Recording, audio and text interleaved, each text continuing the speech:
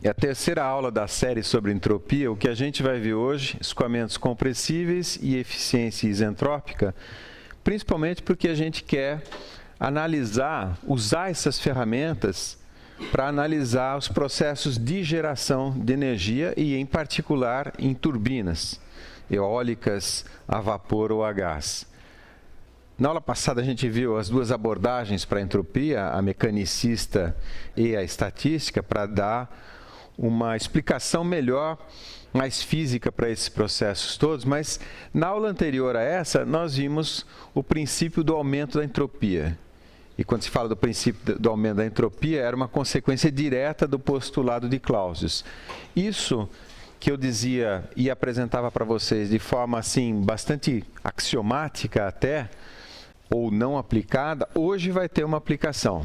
Mas voltando à ideia fundamental do princípio do aumento da entropia, segundo o postulado de Clausius, o que a gente tinha? A gente tinha um processo de transferência de energia de uma fonte quente, calor, energia desorganizada, para uma fonte fria, e nesse fluxo eu tinha como extrair um pouco de energia organizada, que eu já estou chamando de exergia. Nós vimos que isso daqui, o balanço de energia, ou nós vimos que o inventário, ou nós vimos que a primeira lei consistia no inventário de energia, ou seja, a soma dessas parcelas tinha que fechar, mas vimos que a consequência da segunda lei aplicada sobre esse processo, analisando o fluxo de entropia, que é a variável adequada para esse tipo de análise, aparecia que o que era enviado para a fonte de menor temperatura era maior do que era drenado da fonte de maior temperatura. E eu tinha, então, no meio aqui, um fenômeno de geração de entropia. É um negócio curioso, porque a gente fala assim, entropia é uma propriedade termodinâmica como qualquer outra, pressão, densidade. Só que em nenhum momento vocês viram nenhum processo geração de pressão ou geração de densidade. Bom, esse problema aqui, de geração de entropia, é, na verdade, uma consequência da segunda lei. Válida para um ciclo, como está exemplificado aqui, uma máquina térmica, mas é válido para o universo inteiro. Uma das coisas interessantes que esse princípio mostra, embora não seja bem a nossa prática profissional, é que isso é válido para o universo inteiro. Essa teoria, então, ela mostra o seguinte: qual seria a evolução do universo, se a entropia do universo está aumentando sempre? Desde o Big Bang, quando nasceu o universo, nasceu o espaço e nasceu o tempo aqui nessa explosão, o universo vem se expandindo ao longo dos anos, ao longo do tempo. Só que o que acontece é o seguinte: o fato da entropia aumentar gradativamente permite prever o seguinte: é o que se chama de Big Chill, a grande gelada. E o que vai acontecer aqui no final do universo não é exatamente que vai ficar frio, mas as diferenças de temperatura vão a zero. Voltando aqui uma transparência, é como se essa TQ do universo inteiro e essa TF do universo inteiro, você não vai ter mais essas diferenças. Isso daqui, como eu disse, pode ser uma máquina térmica, mas pode ser uma estrela, que está puxando energia aqui e gerando desordem aqui embaixo. De tal maneira que fica tudo misturado, como se fosse um baralho perfeitamente embaralhado, totalmente aleatório. E o resultado final é que você não vai ter mais ΔT. Se você não tem ΔT, você não gera exergia, você não gera ordem. A única maneira de você gerar alguma coisa mais organizada do que ela naturalmente é gastando exergia, gastando trabalho, gastando eletricidade. Fala. Pensa aqui, você está tirando entropia daqui e mandando para cá. Só que o problema é que aqui é o universo e aqui também é o universo. Então, quando você fez isso, você gerou entropia. E o fato é que a entropia total do universo, o universo é uma grande bolha, nada está fora dessa bolha, a entropia total do universo está aumentando. Isso, como eu dizia, para nós aqui no curso de termodinâmica, na escola de engenharia é uma verdade matemática, mas tem uma interpretação física, que é o aumento da desordem. E o que eu estou procurando mostrar para vocês, e acho que a última transparência mais cabeça assim, que eu vou mostrar, é que a consequência é chegar nessa teoria do Big Chill. Eu não sei se vocês já tinham ouvido falar. Que o nome não é muito apropriado, porque não é que vai ficar tudo gelado. Nós não vamos ter mais deltas. E não ter ΔT significa que eu não vou poder gerar exergia. Só que não é a única teoria para o fim do universo. Existem outras. Uma outra que é, inclusive, fruto da observação do Hubble. Hubble, ele mediu o quê? Ele mediu que o universo estava se expandindo, tudo bem, mas estava se expandindo a velocidades cada vez maiores. Cada vez maiores. O que vai acontecer? Segundo a teoria, é o Big Rip. O tecido espaço-tempo vai se rasgar, ou seja, não vai ser mais contínuo, tanto no espaço quanto no tempo. E tem uma outra teoria, que é o Big Crunch. Eu não sei se vocês já ouviram falar nessa. Isso depende, na verdade, daquilo que a gente não conhece aqui, que é, por exemplo, matéria escura e energia escura também. Se tiver muito mais matéria escura do que a gente estima, então o universo vai se expandir, até que essa matéria escura começa a trazer de volta toda essa matéria, e aí a gente começa a contrair, e voltamos na situação pré-Big Bang. Então a gente é uma grande implosão, na verdade. Inclusive, nessa situação, é uma situação de universo cíclico, porque Big Bang, Big Crunch, Big Bang, Big Crunch, Big Bang, e aí a gente vai ciclicamente assim. Como eu disse, é a última transparência cabeça que eu vou apresentar, porque é bacana, é legal saber essas coisas, e principalmente que a nossa teoria, aquilo que a gente está fazendo, nós, réis engenheiros, entre aspas, né, se encaixa perfeitamente, pelo menos numa dessas teorias. Só que assim, a minha opinião pessoal sobre essas coisas é que a distância que a gente está da verdade deve ser mais ou menos a distância que eu estaria se eu fosse um professor lá na escola de Sagres e estivesse ensinando vocês a navegar pelos oceanos e já tivesse contado um grande segredo para vocês, que a Terra não é plana, a Terra é redonda. Porém, o mar está cheio de monstros. Embora isso daqui é pura superstição, isso daqui são, na verdade, conjecturas científicas que podem ser verificadas experimentalmente. Voltando à nossa condição de Sancho Panza, a gente estava muito Dom Quixote até aqui, vamos voltar a ser um pouco Sancho Panza e vamos falar de aplicação mesmo, falar de engenharia.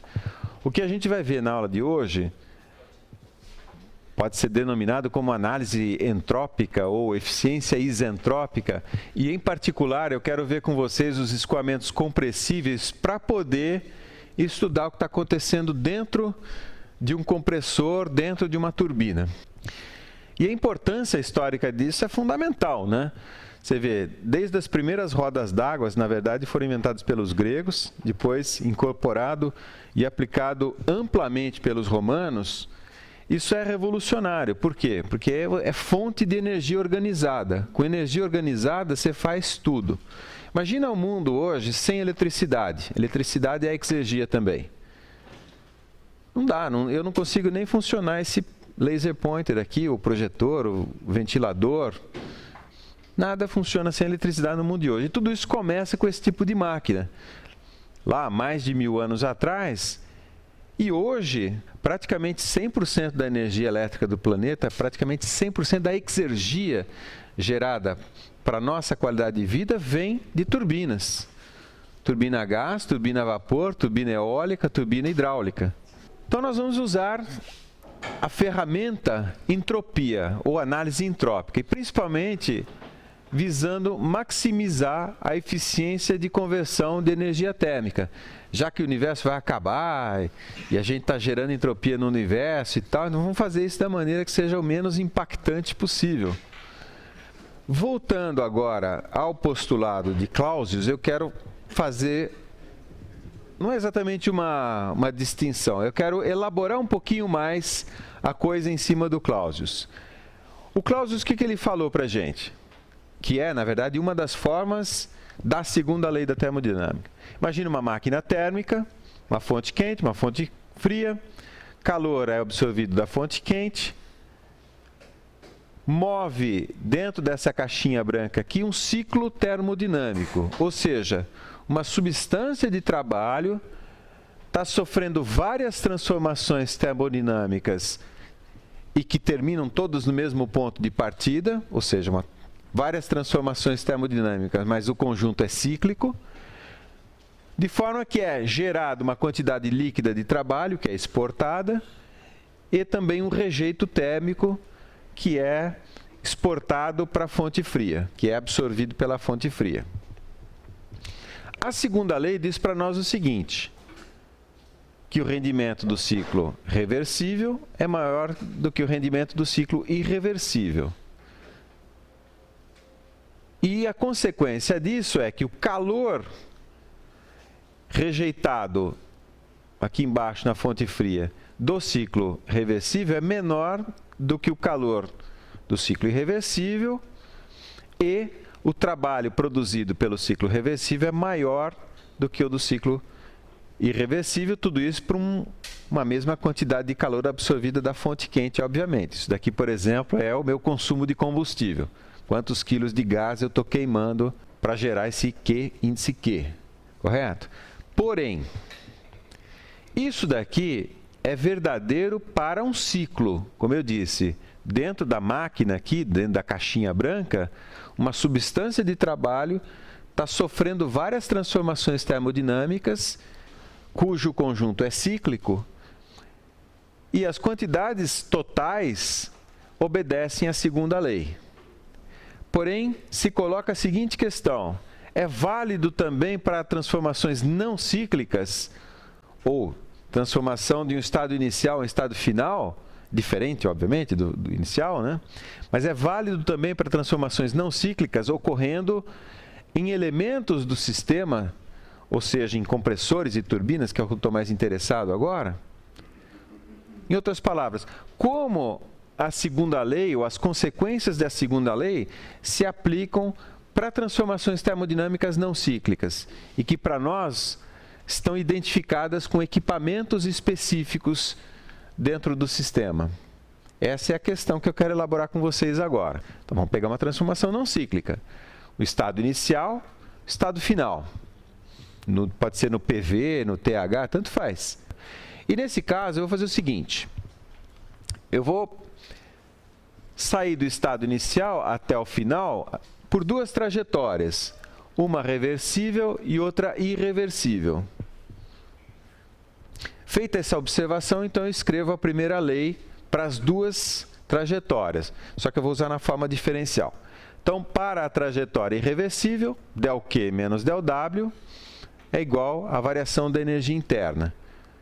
dH mais dEc, a diferencial da energia cinética, mais dEp, diferencial da energia potencial.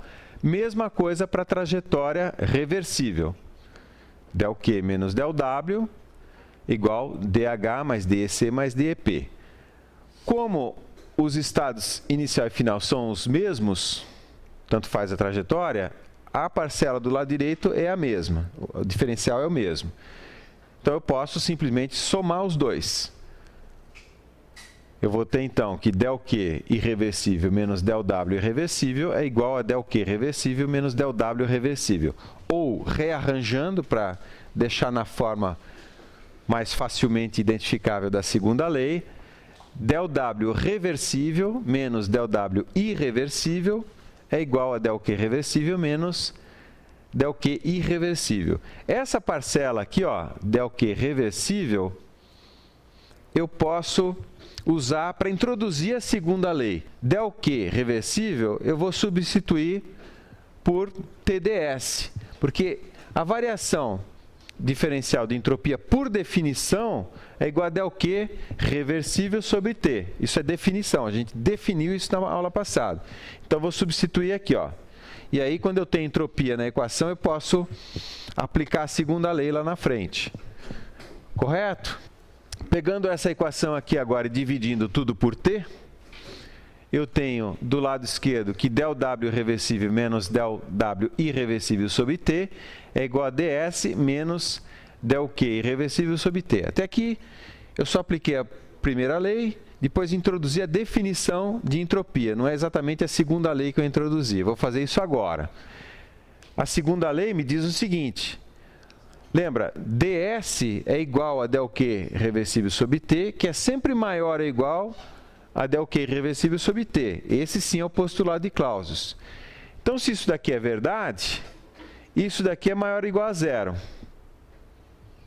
Tá? E se isso daqui é maior ou igual a zero, isso daqui também é maior ou igual a zero. Ou seja, ΔW reversível menos ΔW irreversível é sempre maior ou igual a zero.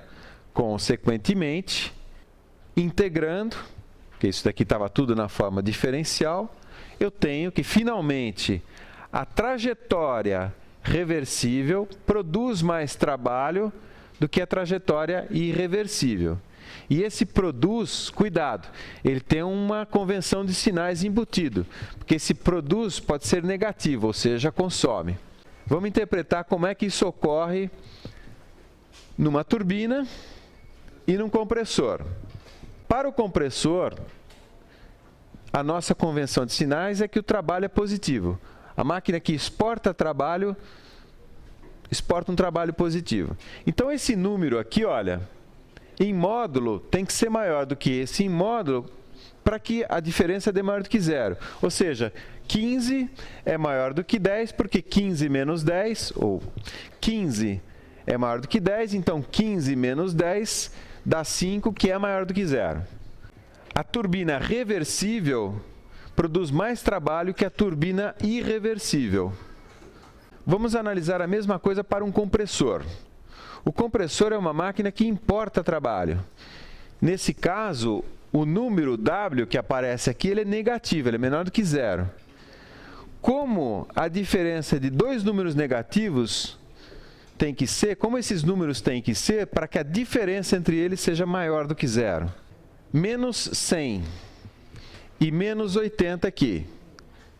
Então, menos 80 menos 100 dá 20. Menos 80, menos 100, o menos 100 fica mais 100, então 100 menos 80 mais 20. Estou satisfazendo aqui que tem que ser maior do que zero. Moral da história, o compressor reversível consome menos trabalho que o compressor irreversível. E moral da história, a máquina reversível, seja um compressor ou seja uma turbina, ela é mais eficiente. Vamos entrar um pouco mais na prática agora. Eu quero analisar compressores e turbinas. Então, vou pegar um ciclo motor.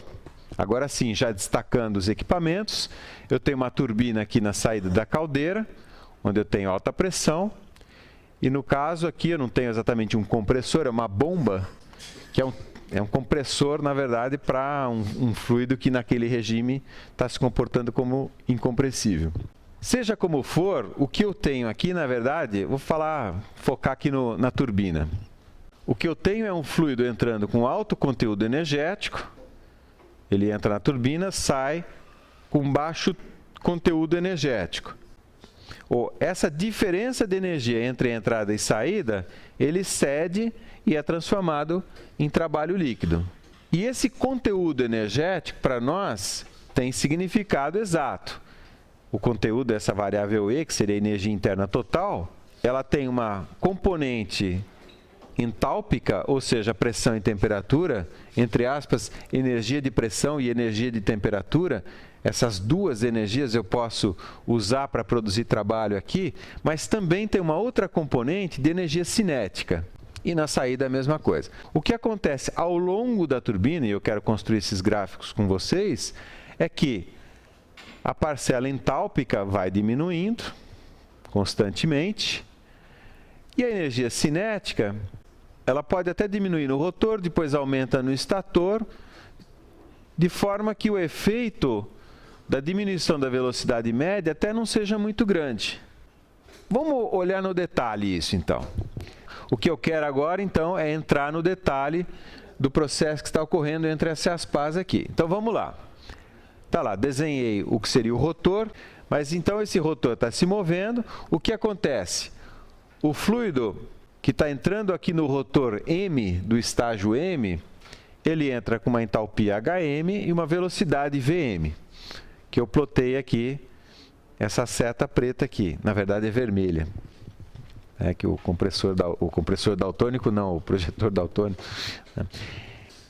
Esse escoamento vai entrar aqui e vai sofrer duas alterações que eu quero indicar com vocês. A velocidade vai mudar de direção e vai mudar de amplitude. Então, não somente o vetor muda de direção, mas muda a magnitude do vetor velocidade. Olhando aqui a energia na saída, eu tenho a entalpia diminuída e tenho a velocidade diminuída. Essa variação de energia virou trabalho, que é essa força de reação vezes o deslocamento. Mas nesse caso, então, a alteração na quantidade de movimento gera a força de reação, que faz o rotor da turbina girar, transferindo energia do fluxo de vapor, energia nas parcelas H e V, para o eixo na forma de potência mecânica, torque vezes rotação, ou força vezes velocidade aqui. Esse é o primeiro estágio da explicação, vamos falar assim. Em seguida, o que acontece é o seguinte: diminuindo as duas parcelas, a energia cinética do fluxo diminui também a magnitude da velocidade na saída do rotor. Como está indicado aqui, está vendo? A velocidade está diminuindo e a entalpia está diminuindo. Só que a gente viu na aula sobre eficiência propulsiva, lembra da turbina jato, que existem velocidades em que eu tenho rendimento máximo, rendimento propulsivo agora, não rendimento de Carnot, né? Não rendimento termodinâmico. Então é interessante eu alterar essa velocidade aqui para ter um melhor rendimento de conversão no próximo estágio, no próximo rotor. É o que está escrito aqui, ó, diminuindo a parcela da energia cinética do fluxo, diminui também a magnitude da velocidade na saída do rotor. A velocidade do fluxo deve ser aumentada às custas da energia interna, ou seja, da entalpia, para que a conversão seja eficiente também no estágio seguinte. Em outras palavras, eu coloquei uma segunda setinha aqui na entalpia, querendo dizer, eu vou diminuir mais ainda a entalpia para poder aumentar de volta a velocidade, para que essa velocidade tenha um valor e uma direção adequada para entrar no próximo rotor. Esse processo aqui eu vou fazer num estator, porque o objetivo aí não é tirar trabalho. O objetivo é só corrigir a velocidade. Então, o rotor está girando e o estator está parado. Então, olha lá, o fluxo entra, essa setinha azul apontando para baixo. Então, ela vai sair na mesma magnitude, ou um pouquinho menor, que a velocidade aqui na entrada do rotor e na direção dessa outra velocidade aqui. Por quê? Porque isso daqui era o que era mais eficiente para aquela geometria de paz e para aquela velocidade do rotor. Porque o que amarra tudo aqui é que o rotor inteiro, todos os estágios do rotor giram com a mesma velocidade de rotação. Então, tem que fazer uma adequação. Então, olhando no gráfico aqui de velocidade e entalpia, no primeiro estágio, no rotor, que é móvel, né? Como o nome indica, a velocidade diminui e a entalpia diminui. No estator, a entalpia diminui mais ainda para poder obter um aumento na velocidade. E não é só um aumento, é só um redirecionamento da velocidade. Como o estator está fixo, o estator produz força, mas não consome trabalho, porque trabalha força vezes deslocamento. E ele está fixo. Ou seja, são só forças de reação da própria carcaça da turbina. Tá? Então, esse é o princípio. E eu posso fazer isso com escoamentos subsônicos ou supersônicos, tanto faz. Só um detalhe importante, a reaceleração da velocidade, esse trecho aqui, eu vou obter modulando a área de passagem. É a observação que está lá. Isso é feito por meio de bocais montados em um estator. Sua geometria pode ser do tipo convergente e divergente, ou seja, eu posso até dependendo da condição de projeto, ter escoamento supersônico aqui. Em outras palavras, a área de passagem aqui pode variar igualzinho variava a de um bocal. E daqui a pouquinho a gente vai fazer todo o equacionamento de um bocal, a gente vai calcular um bocal, porque isso aqui é como se fosse um bocal, só que curvo. Tá? Fala. Seria então a parcela de pressão e volume da entalpia que transforma. Isso. Por isso que ela cai mais aqui e a velocidade aumenta. Mas prosseguindo, eu tenho então dois tipos de turbina, de remoção, ou duas maneiras de remover energia desse escoamento para transformar em trabalho. Então, olhando no detalhe, eu tenho dois efeitos, que é isso que eu queria falar para vocês. O primeiro deles é o da mudança da quantidade de movimento, sem alteração da magnitude, e o segundo deles é mudança da magnitude, sem necessariamente ter mudança da quantidade de movimento, na direção da quantidade de movimento. Mas isso é um bocal perfeito, o motor turbojato é exatamente isso. Então vamos olhar aqui na figurinha. O primeiro tipo de efeito é o chamado efeito impulsivo, ou seja, as minhas pás, ou a área de passagem do escoamento entre as pás, é sempre a mesma. Então, a pressão na entrada é praticamente igual à pressão na saída, a temperatura na entrada é praticamente igual à temperatura na saída. O que geraria alterações aqui, por exemplo, é o atrito, é a perda de carga ali. Tá? Mas o que muda mesmo nesse primeiro caso é a direção da velocidade. Aí as pás têm uma geometria característica, que não tem forma de asa. Voltando aqui na figura, são essas últimas pás aqui, ó. Elas têm um efeito mais de moinho de vento, digamos assim. O segundo tipo de efeito, que no caso aqui eu já escrevi combinado, porque é assim na prática, principalmente nos primeiros estágios, ele, além da mudança da quantidade de movimento, ele tem também mudança na parcela entálpica, devido àquela reaceleração do fluido. Então, nesse caso aqui, nesse tipo de geometria de turbina, ou de pá de turbina, imagine aqui, essa trajetória indicada aqui em pontilhado. Imagine essa coordenada x.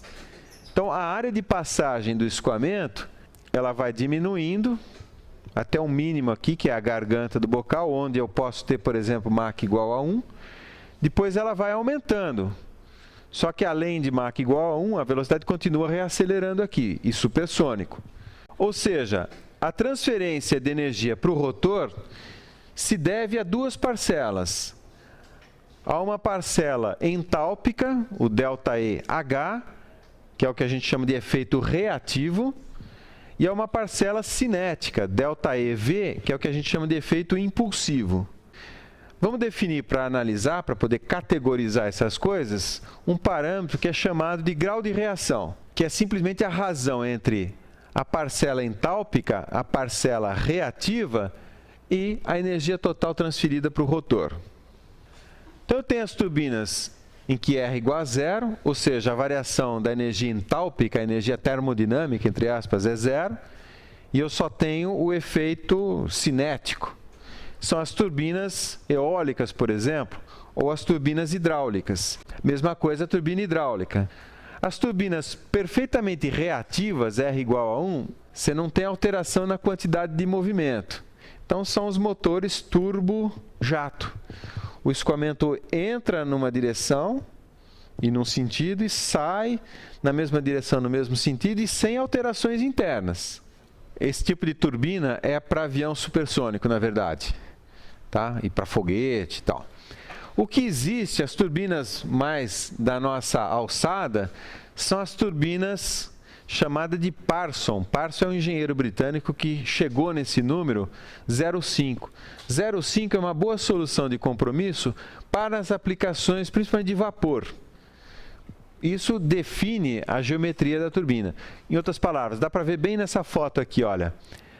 A entrada da turbina, você tem, aqui não dá para ver o detalhe da geometria das pás, mas você tem quase que bocais giratórios ali no rotor. E aí, conforme o escoamento vai expandindo, tá vendo as pás aqui, já se tornam quase que cataventos mesmo. Então não tem mais efeito de expansão, porque você já expandiu tudo. Agora, justamente, eu expliquei o princípio de funcionamento da coisa. Até agora eu não fiz termodinâmica. Então vamos olhar uma simulação aqui. Então eu tenho um rotor aqui, obviamente. Oh, perdão. Eu ia falar, obviamente eu tenho um rotor aqui, o bichão parado, né? Então, obviamente eu tenho o estator aqui. Aqui eu tenho um rotor e já o próximo estator.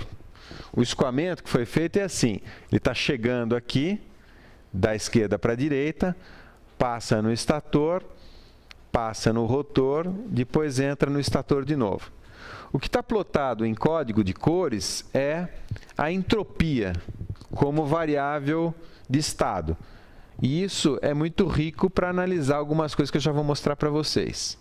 Pega essa esteira aqui, nessa pá desse estator aqui. É interessante pegar essa esteira porque dá para seguir o escoamento dela no rotor aqui, como se ela fosse um traçador do escoamento. Repara que essa esteira é quase que uma linha plana e ela é sugada pelo rotor em seguida.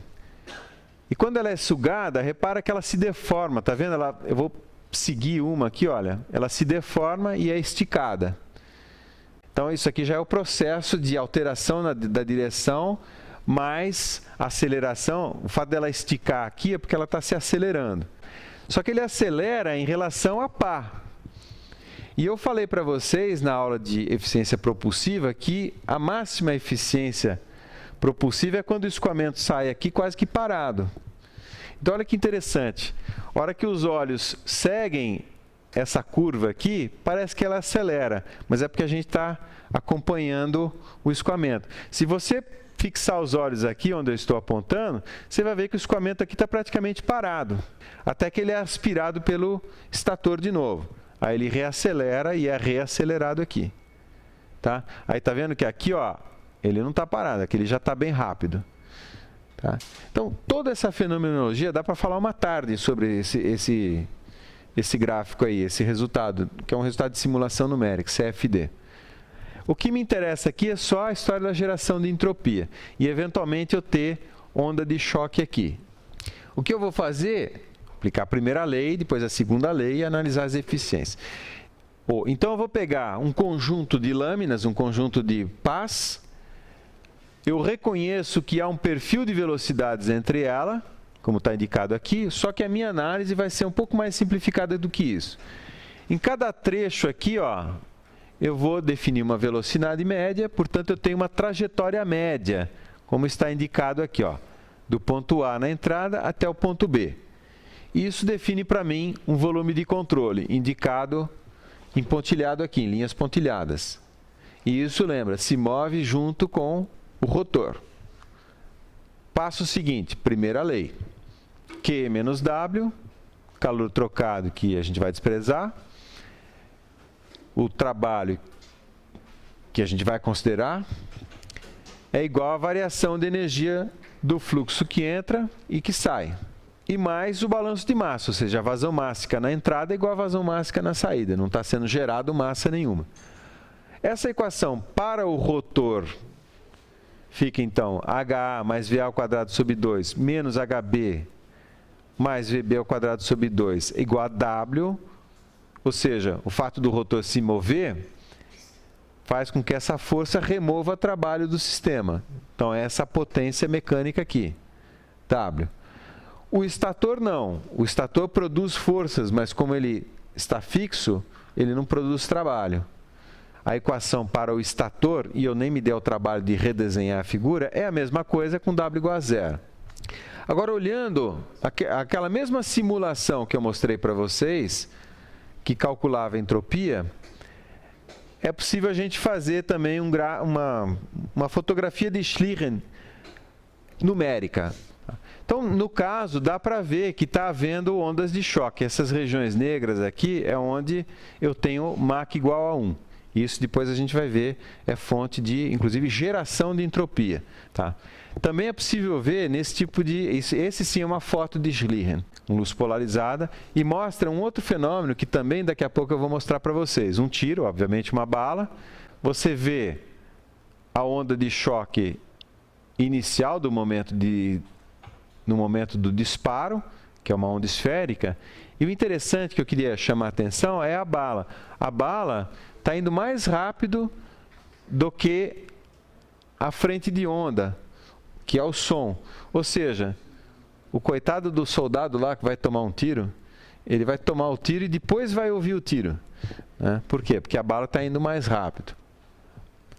O que eu quero com vocês é estudar exatamente como é que isso se forma e chegar, inclusive, mais lá na frente, na história do bocal. Por que quando o escoamento é supersônico, para acelerar ele, eu tenho que aumentar a área de passagem? É aí que eu quero chegar com vocês. Então, eu vou ter que cumprir algumas etapas teóricas. Então, vamos lá. Primeiro passo é calcular a velocidade do som a partir das propriedades termodinâmicas. Para isso, eu vou estudar uma frente de onda. Então, eu tenho aqui um fluido estacionário e eu produzi uma alteração. Eu fui lá e mexi nesse êmbolo aqui. Eu apliquei uma velocidade dV. Isso causa uma frente de onda que se desloca a uma velocidade c. C, para mim, agora é a velocidade de propagação do som. Agora, a análise que eu vou fazer é o seguinte: eu vou fixar um volume de controle na frente de onda. E esse volume de controle vai se deslocar com a onda. Imagine o seguinte, é que nem um surfista.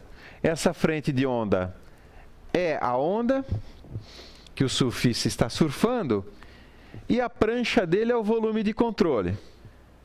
A água entra no volume de controle com velocidade c e sai do volume de controle atrás da prancha do surfista com velocidade c menos dv. A entalpia, a pressão e a densidade na entrada, na frente da prancha do surfista, é hp-ρ. Aí a onda é uma onda de choque, então ela experimenta uma variação dH, dP e dρ, e é exatamente a entalpia na saída, a pressão e a densidade na saída. Correto? O balanço de massa desse negócio. Então, o que está entrando é ρAc, isso tem que ser igual a ρ mais dρ, que é a densidade nessa superfície de saída, vezes a área, que é a mesma, é uma frente plana, vezes c menos dv, que é a velocidade do escoamento aqui na saída. Expandindo e cancelando o que tem que ser cancelado, eu chego nessa primeira equação. C dρ menos ρ dv igual a zero. E essa equação a gente vai chamar de M1. Eu pus uns macaquinhos aqui, porque lá na frente, bem lá na frente, eu vou precisar dessas equações. Então, eu pus um símbolo assim meio engraçado, que é para a gente poder lembrar deles. A equação M1. Em seguida, eu vou fazer o quê? Balanço de massa, eu vou fazer balanço de energia. Então, balanço de energia. Na entrada, H mais C quadrado sobre 2, a energia, entre aspas, termodinâmica e a energia cinética. Na saída, agora eu tenho H mais DH, e a velocidade é C menos dV. Portanto, eu tenho H mais DH mais C menos dV ao quadrado sobre 2. Mesma coisa, expandindo e cancelando o que eu puder cancelar e desprezando os diferenciais de ordem superior, por exemplo, dV quadrado, eu tenho essa segunda equação, dH menos C dV igual a zero, que a gente vai chamar de equação M2. Próximo passo, então, transcrevi a equação M2 aqui, agora vou aplicar a outra relação que eu tenho, que são as relações TdS. Lembra da história da chave inglesa, é a chave do engenheiro.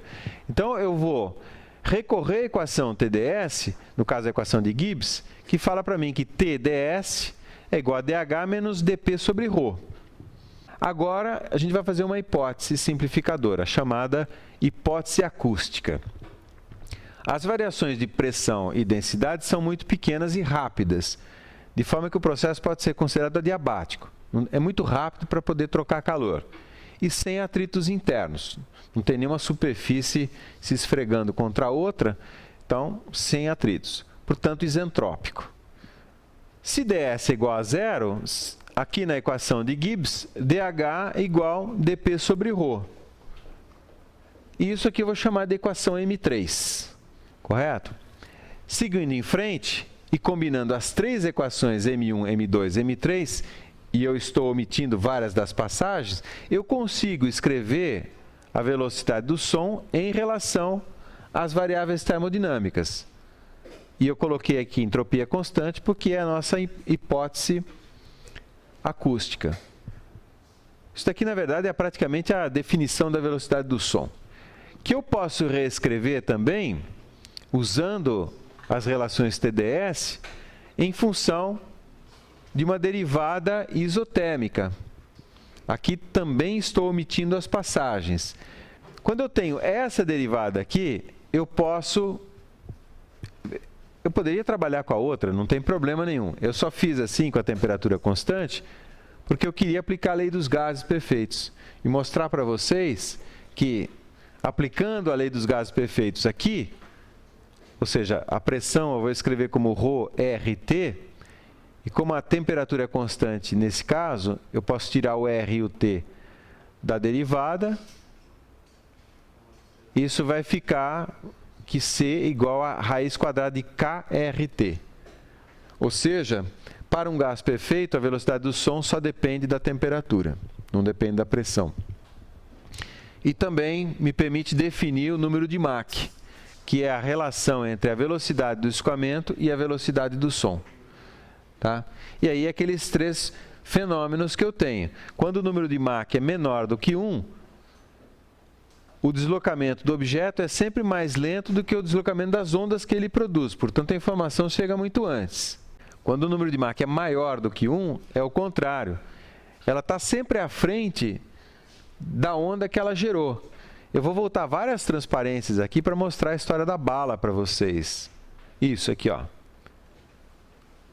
Tá vendo? A bala, ela está muito à frente da onda que ela gerou, que foi essa onda esférica aqui. Então, se você tivesse um microfone, nessa posição onde eu estou indicando aqui, a bala já passou, mas o som nem chegou ainda.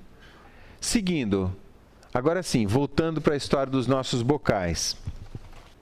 Nas pás ali eu vou diminuir a área de passagem para poder aumentar a velocidade. Então, eu faço uma área de passagem, eu crio uma geometria, que o resultado é que a área de passagem vai diminuindo. Beleza, aí eu vou lá e vou construir e vou operar esse negócio. Aí eu percebo o seguinte, eu diminuo a área de passagem, a velocidade vai aumentando, até que chega um ponto que continua diminuindo a área de passagem e o escoamento não aumenta de velocidade. É exatamente essa foto aqui, que embora esteja mostrada para uma área de passagem aumentando, é porque é o efeito oposto, é passar de supersônico para subsônico. Mas é só para mostrar para vocês o efeito. Aliás, eu tenho um filme disso, né? Vamos ver o filme, peraí. Então, dá para ver aqui, na saída do bocal, a formação da onda de choque. É um fenômeno complexo, na verdade. Vocês vão ver essa onda indo para frente e para trás, porque, obviamente, as condições de saída e também de entrada não são perfeitamente constantes. Então, essa onda fica oscilando. E tem outras ondas de choque secundária. Dá para ver o seguinte, por exemplo, onde tem o choque, você tem um descolamento forte da camada limite. Aqui. Tudo isso gera ineficiência, gera entropia. Aqui você tem turbilhão, formação de vórtices, esses vórtices vão dissipar energia, vão gerar calor, inclusive. Tá aí os créditos, né?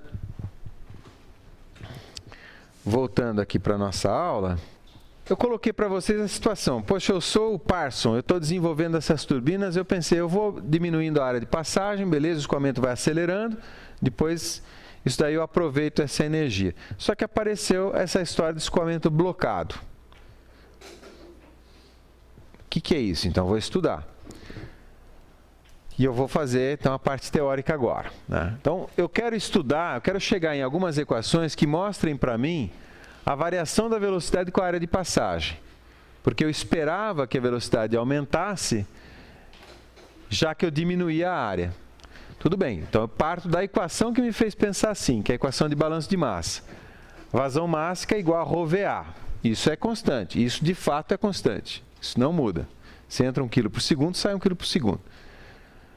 Fazendo o diferencial dessa equação, a vazão mássica é constante, então 0. Aqui eu aplico a regra da cadeia. Então, eu vou ter ρV vezes dA, mais ρA vezes dV, mais VA vezes dρ. E dividindo tudo por ρVA, o lado esquerdo e o lado direito, eu vou ter que dA sobre A mais dV sobre V mais dρ sobre ρ é igual a zero. Isso daqui também conhecido como balanço de massa na forma diferencial. Passo seguinte, sempre balanço de massa, balanço de energia e depois a equação de Gibbs. Balanço de energia, agora eu pensei no estator, então não tenho potência aqui. Então, HA mais VA ao quadrado sobre 2 menos HB mais VB ao quadrado sobre 2 é igual a zero. Ou seja, a equação de Bernoulli, H mais V ao quadrado sobre 2 é constante. Colocando isso daqui na forma diferencial, eu vou ter que dH mais V dV igual a zero. E usando a equação M3, que eu transcrevi aqui, eu tenho uma segunda equação de trabalho, que é dP sobre ρ mais V dV igual a zero. Combinando as duas, eu tenho finalmente dA sobre A igual a dP sobre ρ vezes 1 sobre V quadrado menos dρ dP. Dρ dP, lembra, já vem da própria definição de velocidade do som, está lá atrás. Essa expressão, eu posso usar ela assim, mas eu posso, só ela tem um problema, eu não quero, de quebra ou de saída, eu não queria olhar a pressão com a área, eu queria olhar a velocidade com a área. Então, eu vou mexer um pouquinho só para poder colocar a velocidade. Tá? Então, aqui, ó, colocando aqui a definição de velocidade do som e pondo V ao quadrado em evidência, eu tenho essa relação aqui, ó. dA sobre A é igual a dP ρV quadrado vezes 1 menos m ao quadrado. Que eu posso, usando a equação anterior, também reescrever em V, usando a própria definição. Né? Aí eu vou ter dA sobre A é igual a menos dV sobre V vezes 1 menos m ao quadrado. De novo, eu omiti várias passagens, porque é só manipulação matemática com as equações que estão nos slides anteriores. Tá? Essa equação para nós é importante, vamos analisar. Então está transcrita agora nesse slide. Eu vou deixar à esquerda as diferenciais, então vai ser dA dV, derivada da área em relação à velocidade, do lado direito, menos A sobre V vezes 1 menos mAq ao quadrado. Agora sim, agora é importante vocês me acompanharem, porque o resto foi só manipulação matemática. Repara, a área é positiva. A velocidade sempre positiva, porque está sempre, digamos, da esquerda para a direita. A única coisa que pode variar de sinal aqui é o parênteses. Por quê? Porque o número de Mach pode ser maior ou menor do que 1. Então, numa situação em que eu tenho Mach menor do que 1, eu tenho 1 menos um número menor do que 1, que dá positivo. Mas eu tenho esse sinal de menos aqui. Então, para número de Mach menor do que 1, dA dV é menor do que 0. Isso, ok, significa que a área aumenta, causa uma diminuição da velocidade. Derivada é negativa. Se eu fizer um gráfico da área em função da velocidade, a inclinação é negativa. Então, quando um aumenta, o outro diminui.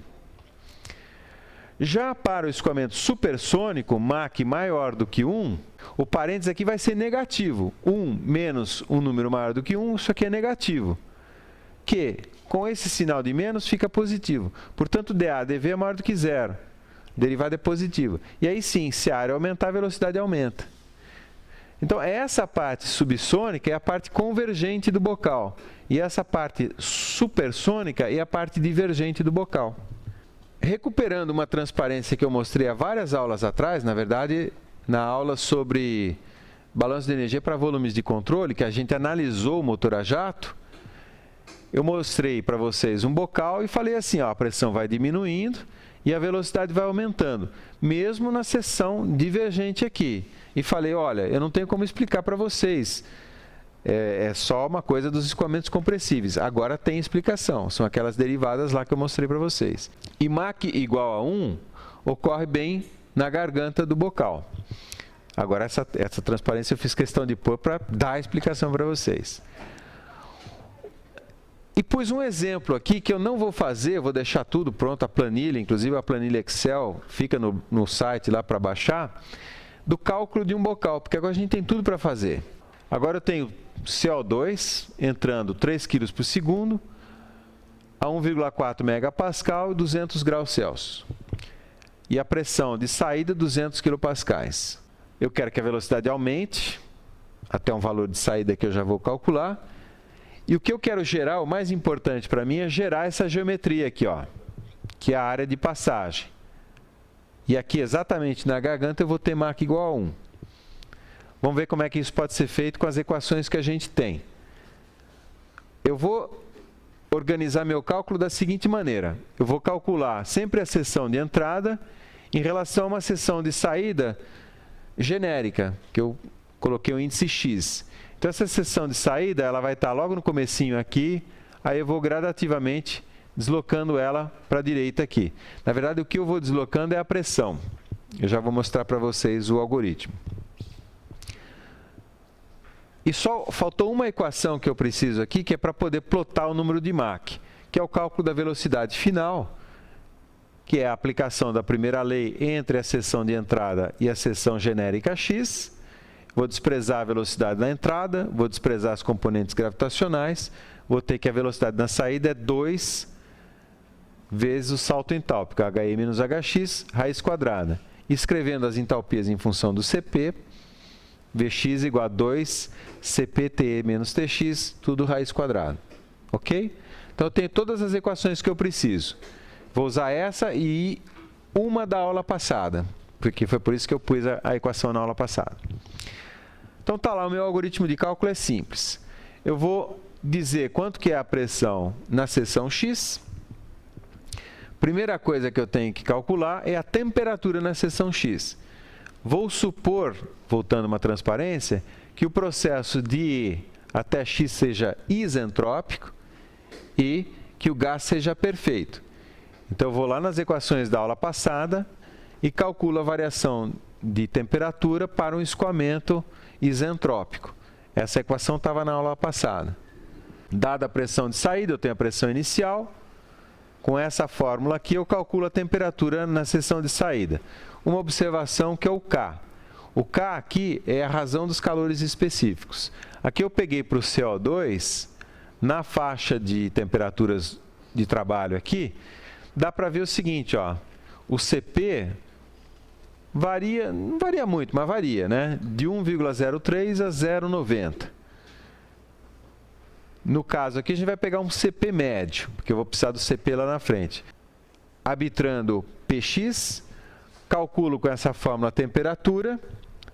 Passo seguinte, tendo a pressão e tendo a temperatura, eu calculo essas variáveis aqui, ó. Essa aqui me permite, que é a lei dos gases perfeitos, me permite calcular o ρ. Tendo a temperatura, eu calculo a velocidade do som. E tendo a temperatura, também calculo a velocidade na saída, o Vx aqui. Essa expressão última que eu deduzi no slide anterior. Aí, tendo a densidade, a velocidade do som e a velocidade do escoamento, aí tudo bem, eu calculo o número de Mach, é só aplicar a definição, e calculo a área a partir do balanço de massa. Aqui eu tenho a vazão mássica, tenho o ρ e tenho a velocidade. Aí calculo a área. Então, esse é o meu algoritmo de cálculo. Depois eu vou e altero a pressão. Então, isso está implementado aqui numa planilha, que depois vocês podem baixar. Mas como é que está feito? Então, a pressão está variando de 1.400 quilopascais. Aqui eu estou variando de 25 em 25. Então, 1.400, 1.375, 1.350. Na segunda coluna, eu calculo a temperatura. É essa caixinha aqui. Então, 473 Kelvin. 471 e assim sucessivamente. A terceira coluna eu calculo o ρ, está aqui.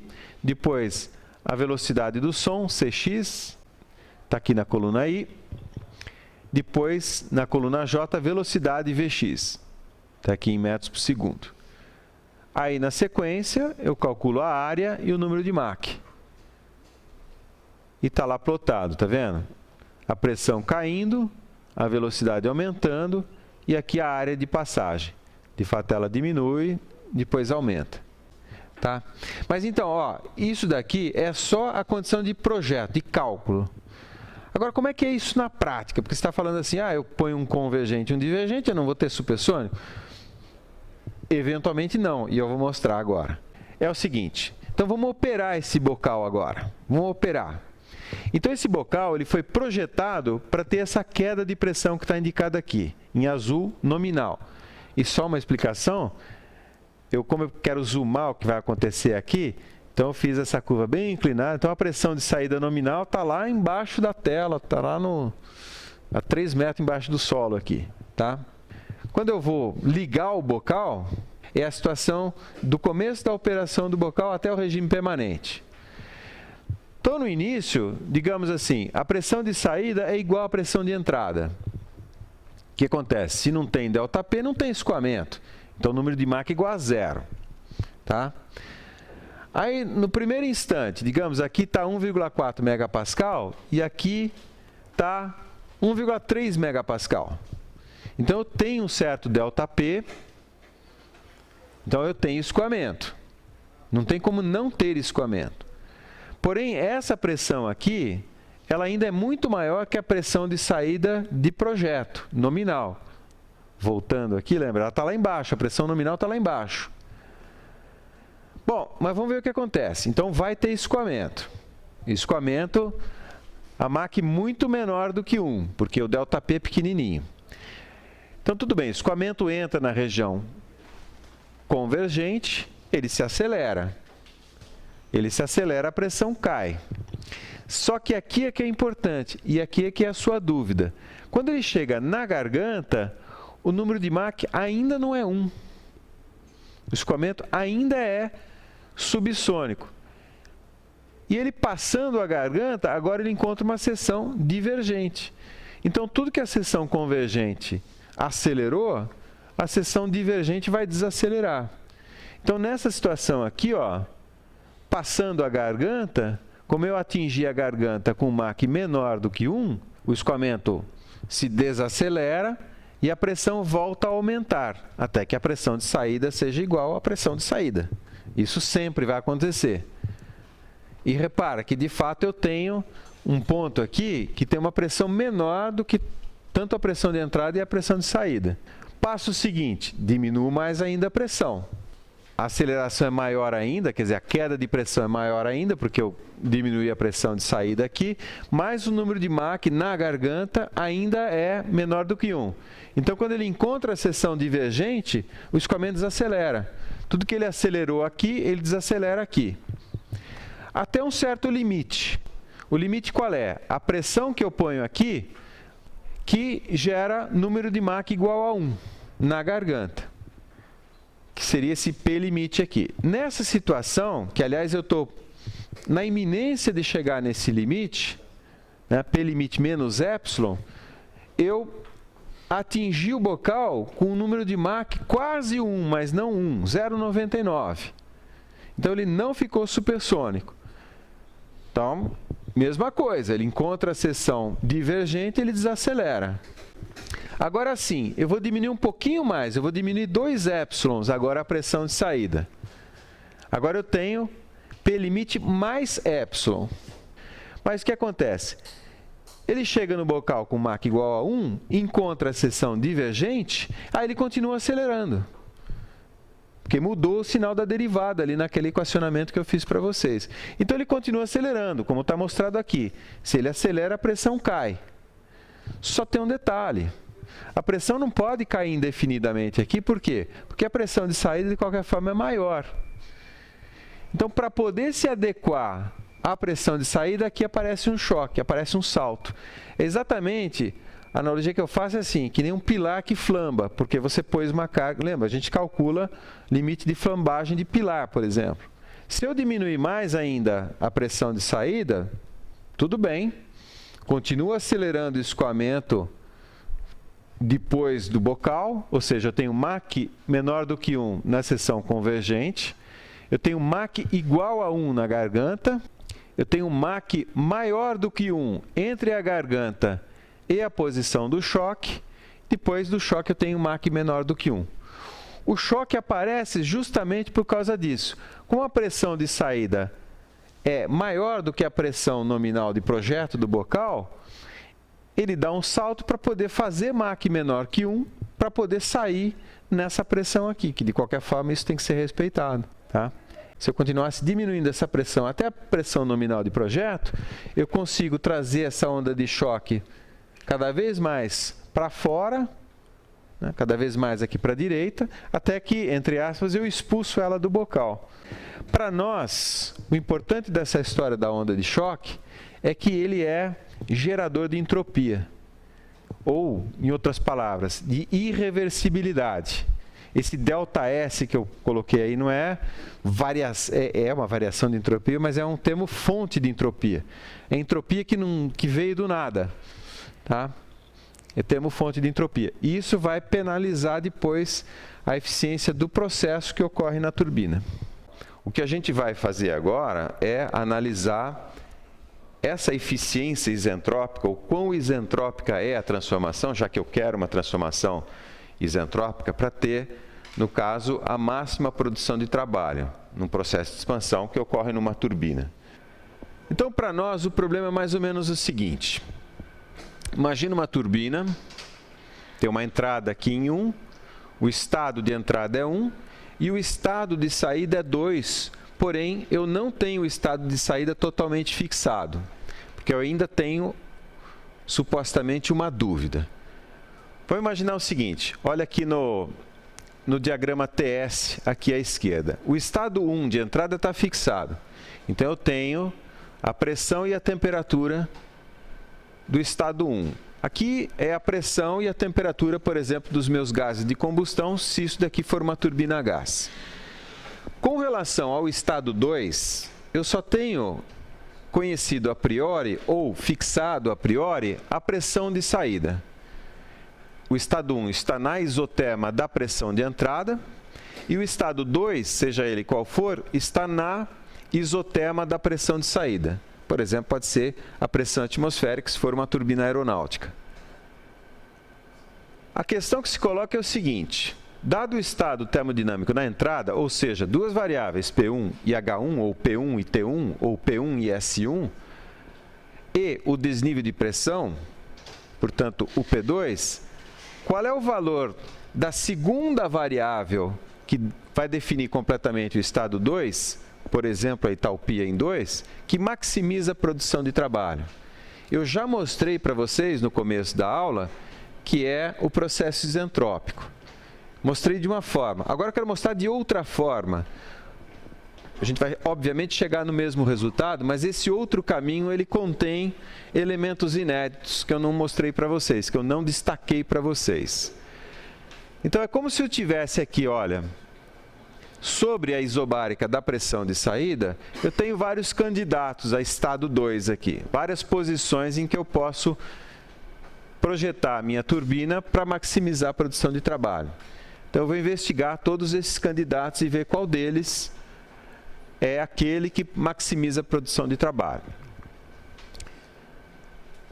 Bom, então, a gente faz como a gente sempre fez. Eu vou, primeiro, considerar uma análise termodinâmica, né, um volume de controle, que é a própria turbina, a energia térmica, a energia termodinâmica na entrada, H1 V1 ao quadrado sobre 2, repetindo pela enésima vez, H1 contém os termos de energia, entre aspas, de pressão e temperatura, que a definição de entalpia é U mais PV, U é energia interna, PV pressão vezes volume específico, e esse V1 ao quadrado sobre 2, isso aqui é energia cinética translacional, a energia cinética do centro de massa de um sisteminha fechado que estaria entrando nesse dispositivo.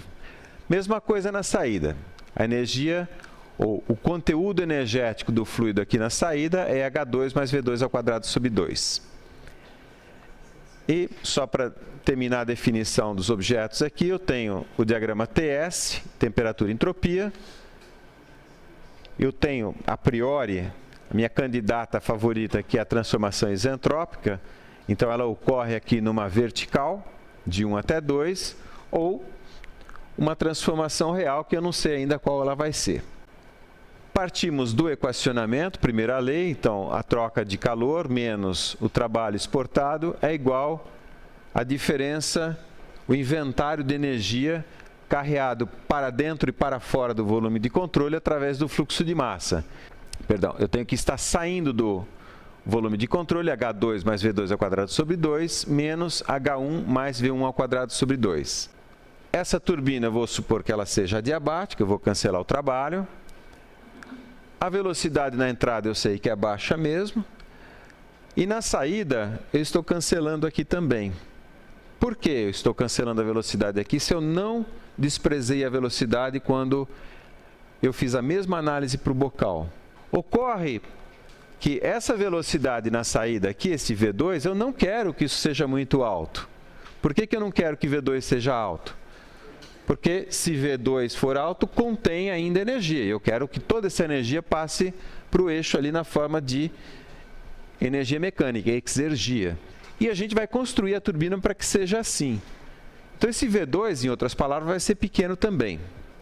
E, inclusive, é por isso que a turbina aumenta de área de passagem. Lembra das fotos que eu mostrava? Ela vai aumentando. Por quê? Porque você vai diminuindo essa velocidade. Para que passe a mesma descarga mássica, você tem que aumentar a área. Exatamente por isso que ela aumenta. Acredito, então, que esteja bem justificado por que V1 e V2 são desprezados nessa conta. Seja como for, a gente chega numa relação que eu vou colocar como sendo aproximada. O trabalho exportado pela turbina, seja ele qual for, o máximo, o ideal ou o real, a gente sempre vai calcular como sendo o ΔH, o trabalho específico. H1 menos H2, que vem da aplicação da primeira lei. Aí eu vou fazer exatamente como eu fiz para o bocal, vou definir agora eficiência isentrópica da turbina, que é aquilo que eu obtenho dividido por aquilo que eu gostaria de obter na situação de máxima eficiência.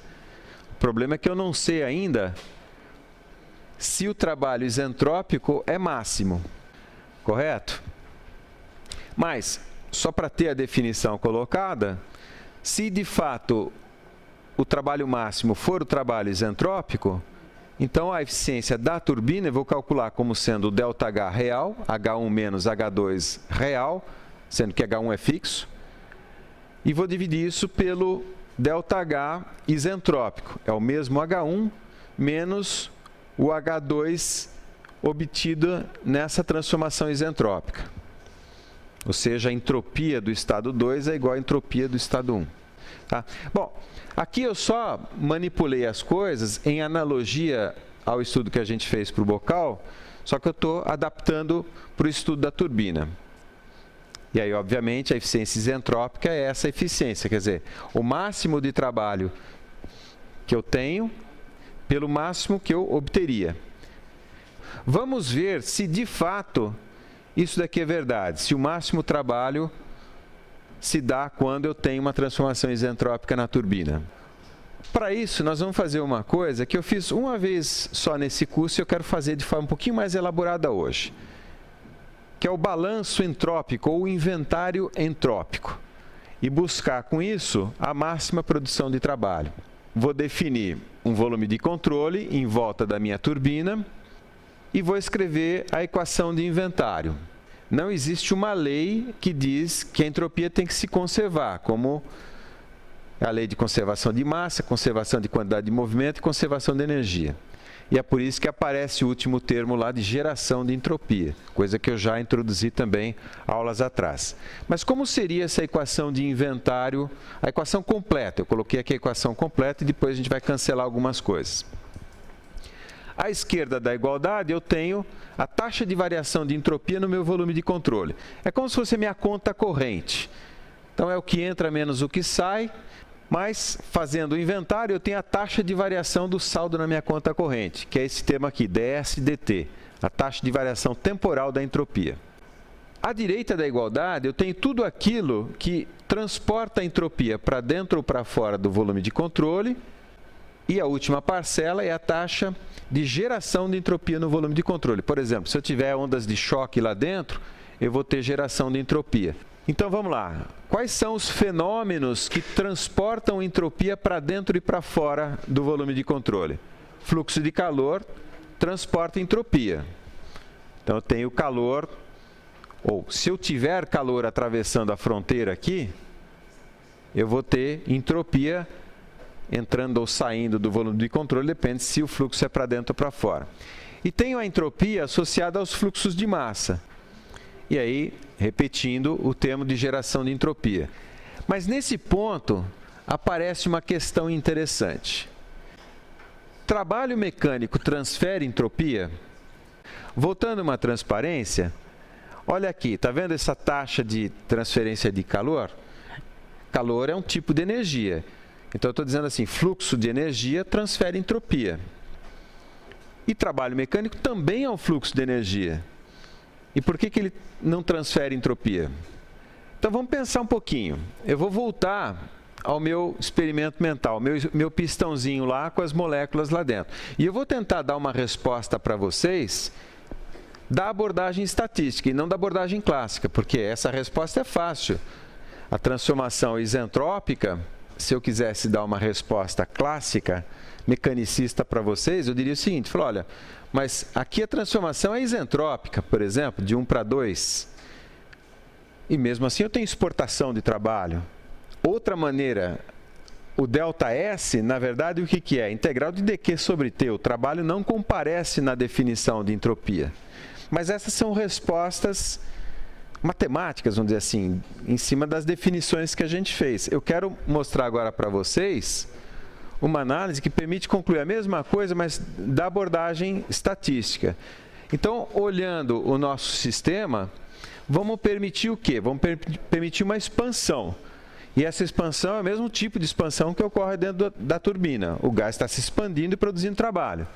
Para nós, as pás da turbina são essa superfície aqui, e a força de resistência da turbina, ou seja, o torque que está na turbina aqui, o torque segura o escoamento, e o escoamento empurra, a reação disso é o escoamento empurrar a pá da turbina, que é essa superfície aqui.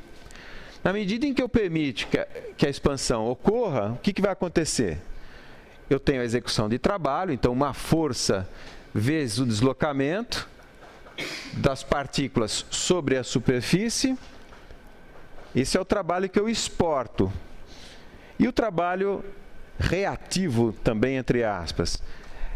Na medida em que eu permitir essa expansão, conforme essa superfície se deslocou aqui para a direita, ela trocou quantidade de movimento com as moléculas.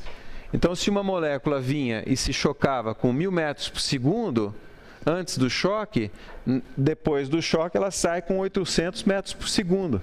Portanto, a sua energia cinética diminui. Correto? Então, eu estou fazendo duas coisas com relação ao número total de microestados desse sistema. Lembrando, microestados é o número total de posições adicionado ao número total de velocidades que eu posso ter.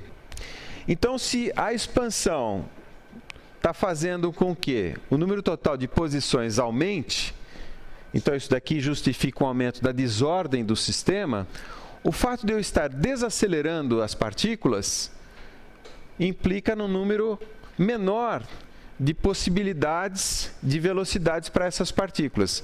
Então, isso daqui contribui para aumentar a desordem, mas isso daqui contribui para diminuir a desordem.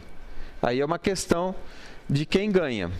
Na verdade, a gente já sabe que ou isso daqui é zero ou aumenta, que é o princípio da segunda lei. Mas voltando então ao balanço entrópico, e já especificando para as nossas condições, primeiro eu estou fazendo uma análise em regime permanente, então a taxa de variação aqui é zero, da entropia no volume de controle. Esse meu processo é adiabático, então não há trocas de calor. E aí eu tenho, na verdade, eu não tenho vários fluxos de entrada e vários fluxos de saída, eu tenho só uma entrada e uma saída. Então, escrevendo tudo isso daqui para as nossas condições e fazendo os cancelamentos, eu vou ter o quê? Que a geração de entropia específica, vamos chamar assim, né? O SG dividido pelo fluxo mástico, é igual ao ΔS, S2 menos S1.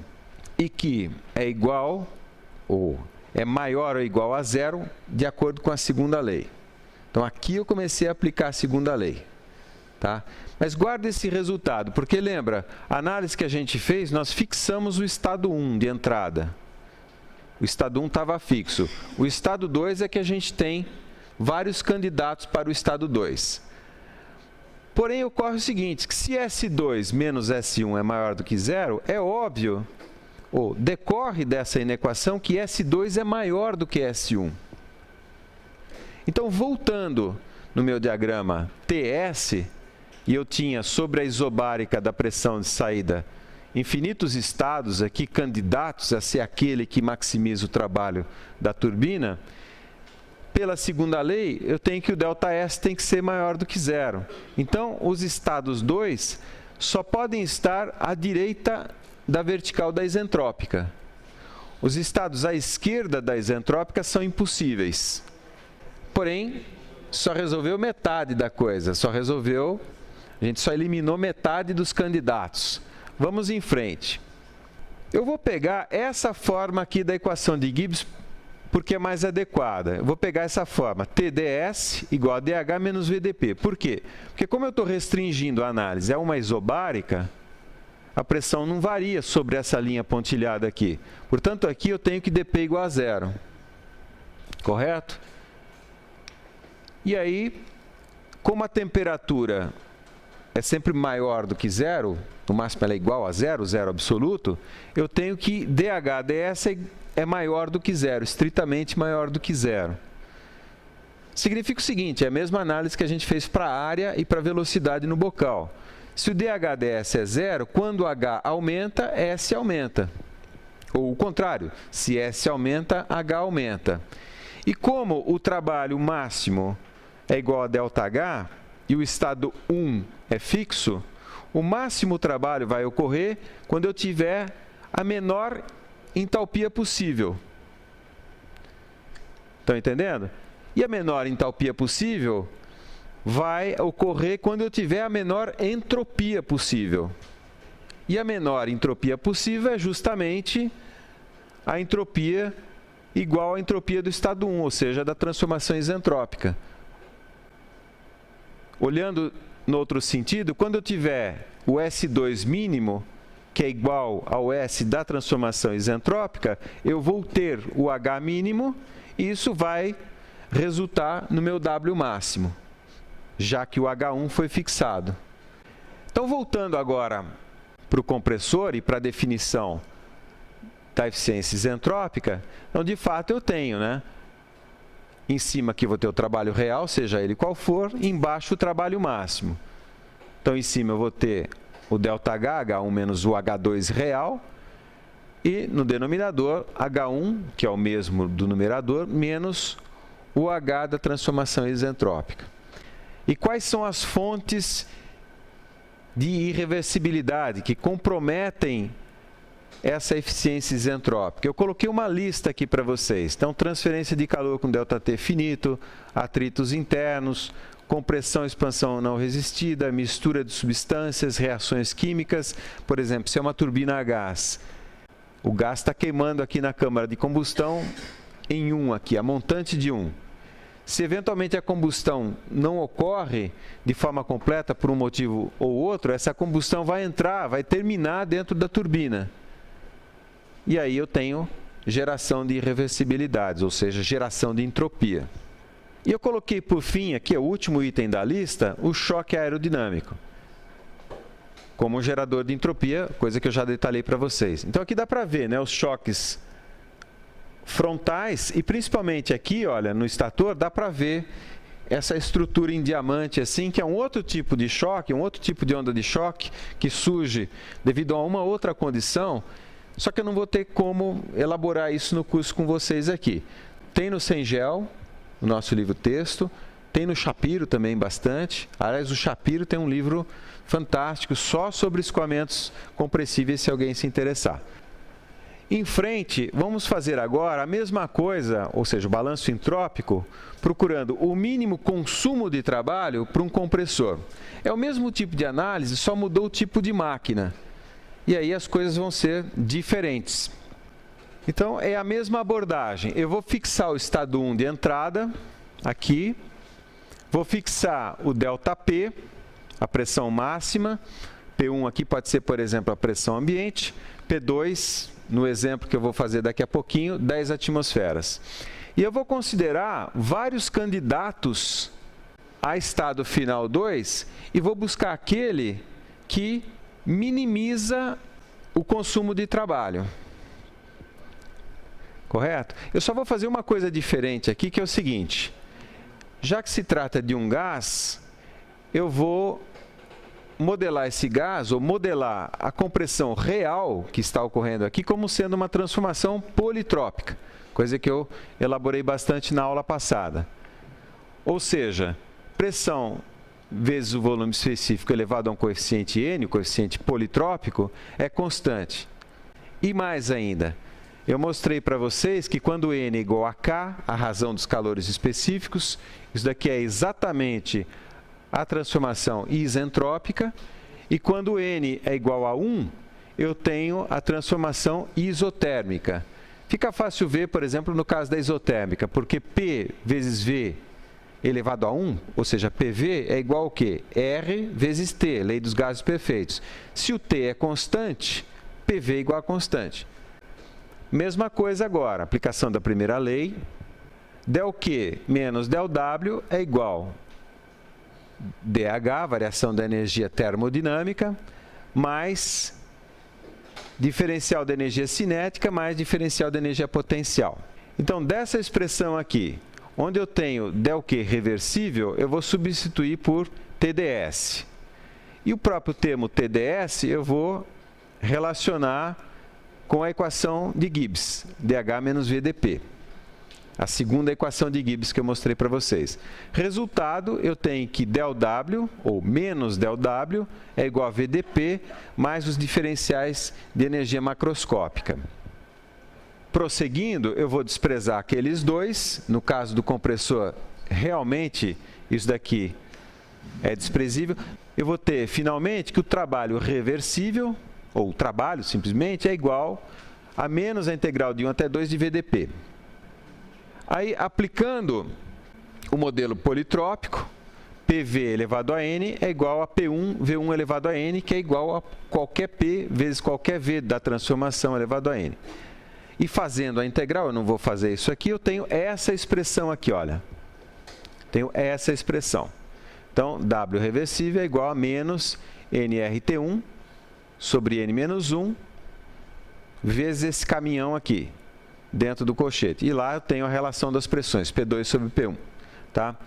Um detalhe matemático apenas, se eu fizer N igual a 1 para gerar a transformação politrópica, eu vou ter divisão por zero aqui.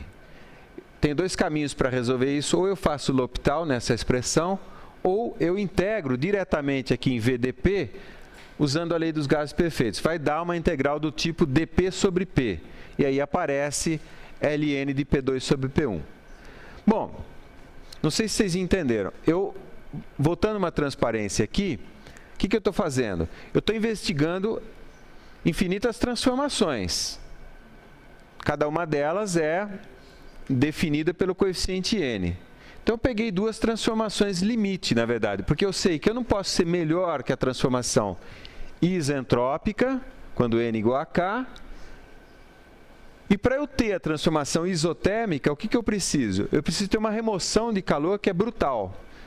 Então, eu vou ficar entre esses limites, na verdade, entre a transformação isentrópica, que eu não consigo ser melhor do que ela, e a transformação isotérmica. Então, como é que eu vou decidir qual dos dois trabalhos é maior? Eu tenho que saber se esse trabalho aqui é maior do que esse. Para fazer isso, eu vou dividir um pelo outro simplesmente. Então, defini o coeficiente R aqui, que é o trabalho isentrópico, dividido pelo trabalho isotérmico. Então, o trabalho isotérmico aparece aqui, ó, tá vendo? Dividido por ln de P2 sobre P1, vezes o trabalho isentrópico. E eu já substituí o coeficiente n por K, que é Cp sobre Cv. Fazendo um gráfico aqui, P2 sobre P1, que é o termo que aparece dentro do colchete, dentro do ln, e a razão dos trabalhos, eu percebo o seguinte, olha o resultado. Isso daqui é sempre maior ou igual a 1. Mostrando que o numerador é sempre maior do que o denominador.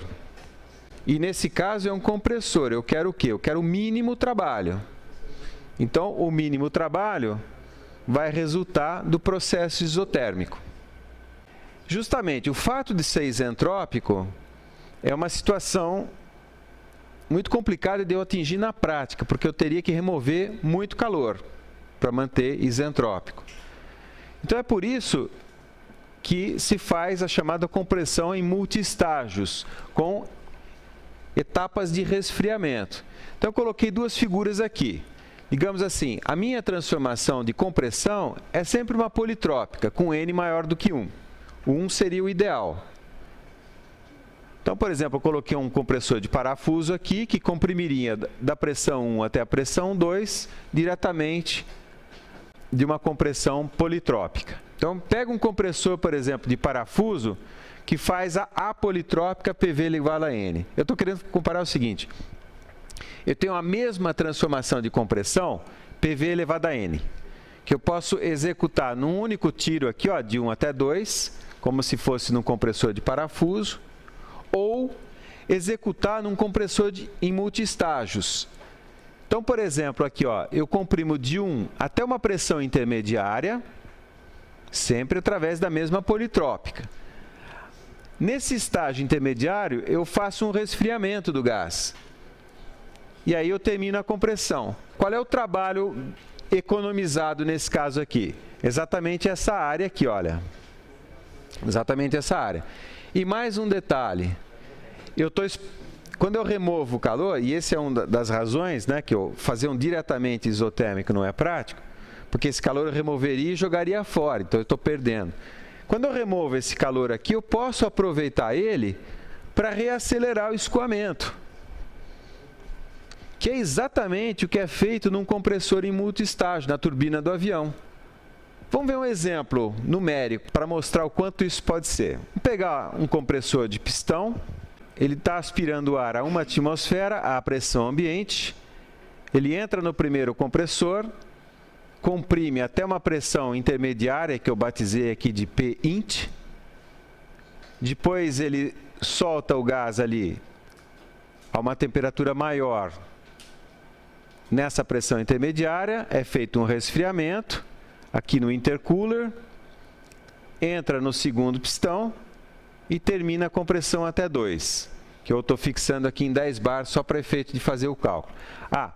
E estou usando CO2 porque vai ser o exemplo que eu vou mostrar no estudo de caso para vocês. O trabalho total desse sistema é a soma dos dois trabalhos, e cada um é um trabalho politrópico. Então eu tenho, aqui na nossa nomenclatura, o trabalho do primeiro compressor, que comprime da temperatura T1, é o estado 1 de entrada, e da pressão P1, que é a pressão de entrada, até a pressão PA. Correto? Esse estado A aqui.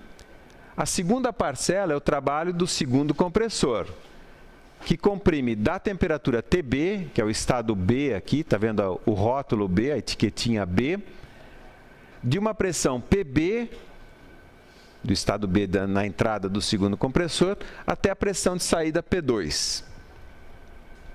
Tá? E o coeficiente politrópico é esse N aqui. E eu esqueci de falar, estou fixando esse N em 1,35 porque eu estou usando o CO2. E isso não é o K do CO2, tá? Então vamos lá, vamos especificar essa expressão genérica para a situação exata que a gente tem. Em primeiro lugar, qual é a diferença entre T1 e a temperatura no estado B? Nenhuma. Então, T1 e TB são iguais à temperatura ambiente. Então, eu coloco ali temperatura ambiente na primeira parcela e temperatura ambiente na segunda parcela. E qual é a diferença entre PA e PB? Nenhuma. Ambas estão na isobárica Pint, que no caso do diagrama PV é uma linha horizontal. Então, aqui na primeira parcela, onde tem PA, eu escrevo Pint, e na segunda parcela, onde tem PB, eu escrevo Pint. Eu estou só escolhendo a pressão intermediária, tá? Então, como é que eu vou fazer isso? No caso é simples, como é uma variável, a variável de otimização é o W total, e a variável que pode ser ajustada para obter o ótimo é a pressão intermediária. Então, vou fazer um gráfico. Tá lá. Aqui eu plotei a razão das pressões, a pressão intermediária dividida pela pressão ambiente, e o trabalho total, no caso adimensionalizado. E eu percebo aqui que eu tenho um mínimo. O mínimo é 3,15. Como a pressão ambiente é 1, então, na verdade, a pressão intermediária para esse caso é 3,15 bar mesmo. Essa é a pressão mínima. Ou seja, quando eu colocar a pressão intermediária nesse valor, eu tenho menor consumo de trabalho global para o sistema.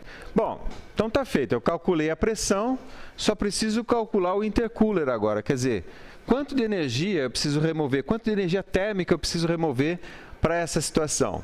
Eu preciso, na verdade, calcular o ΔT e a taxa de remoção de trabalho, ou no caso aqui o trabalho específico. Eu estou fazendo tudo por quilograma.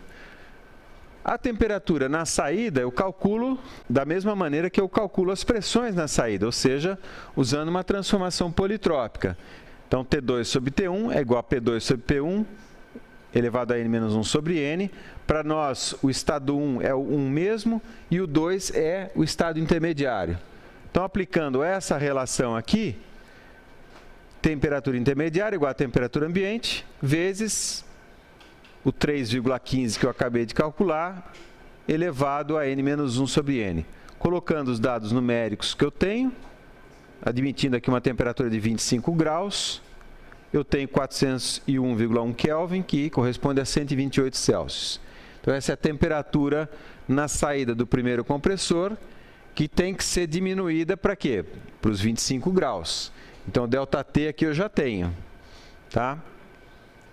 E aí, fazendo o cálculo do calor específico a ser removido, então basta eu calcular o ΔH, o H do estado de saída, ou seja, 128,1 Celsius, 3,15 bar, é 597,2 kJ por quilograma, e o H na entrada, definido pela temperatura de 25 graus, pressão de 1 bar, 505,7 kJ por quilograma. Isso aqui dá um calor de 91,5 kJ por quilograma de ar. Uma vez calculado o ΔT e o Q, eu consigo calcular a área total de troca de calor e eu tenho várias configurações para isso. Por exemplo, nesse caso aqui, eu tenho um radiador. Então, está vendo aqui, ó, o primeiro pistão, o escoamento sai aqui por essa mangueira, entra no radiador. E repara que tudo aqui é feito sem isolamento térmico, porque justamente você quer perder calor aqui. Tudo feito sem isolamento térmico. Então, o gás entra a alta temperatura, passa no radiador aqui, tá vendo? Tem uma ventoinha para empurrar um fluxo de ar ali. Então, ele entra no segundo para depois entrar no terceiro. Aí a foto não mostra toda a construção. Uma outra solução mais artesanal é você simplesmente colocar um tubo enrolado, uma serpentina. Tá ok? Bom, então é isso. Próxima aula, exergia e análise exegética. Só para me explicar, é o seguinte, voltando a algumas transparências aqui, eu coloquei nesse ponto aqui uma lista de fenômenos que geram irreversibilidades ou que geram entropia. Então, ter a lista de fenômenos geradores de entropia não basta, eu preciso quantificar isso. Lembra que eu falei que entropia, para nós, é uma maneira de quantificar a desordem. E como eu vou quantificar essas irreversibilidades? Eu vou fazer isso através dessa nova variável termodinâmica chamada exergia, que eu venho chamando em várias situações aqui no curso de energia organizada. Exergia é energia, tem a mesma unidade de energia, joule, ou joule por quilograma, porém não é qualquer energia, é energia organizada. Então isso a gente vai ver na próxima aula. Feito. Terminou mais cedo porque eu só precisava terminar, né,